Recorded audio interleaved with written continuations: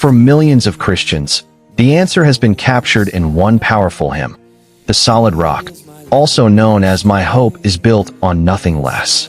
But behind these familiar words is the remarkable story of a man whose own life was transformed by the gospel. His name was Edward Mote.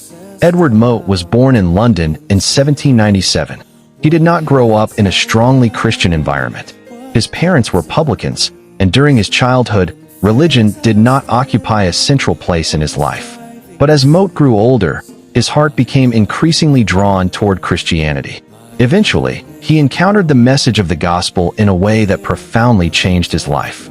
He came to understand that his hope before God could never rest on his own goodness, achievements, or human strength. His confidence had to rest entirely on Jesus Christ. That conviction would eventually become the foundation of one of the most famous hymns ever written. In 1834, while walking to visit a sick friend, Mote began reflecting deeply on the hope he had found in Christ. As he walked, words began forming in his mind. He started writing them down. The opening words expressed exactly what was in his heart. "My hope is built on nothing less than Jesus' blood and righteousness." Later that same day, Mote attended church. The sermon focused on the believer's hope in Christ, and the message deeply connected with the thoughts already forming in his heart. Mote continued working on the hymn until it was completed. The hymn draws heavily from the teaching of Jesus in Matthew chapter 7. Jesus told his listeners that the person who hears his words and puts them into practice is like someone who builds a house upon a rock.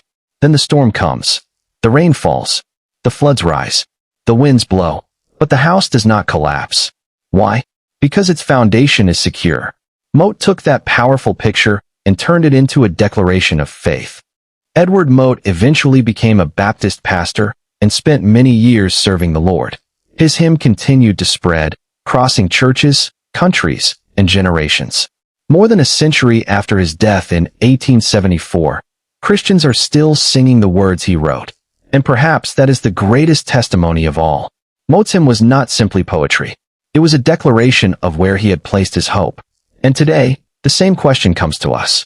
What is your life standing on? Because storms will come. Circumstances will change.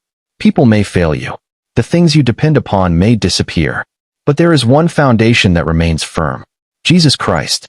So when everything around you begins to shake, don't run towards sinking sand. Stand on the rock. Stand on Christ. Because when every other foundation fails, Jesus remains forever. He is the solid rock. If you're enjoying the video, don't forget to like, comment, subscribe, and share with friends.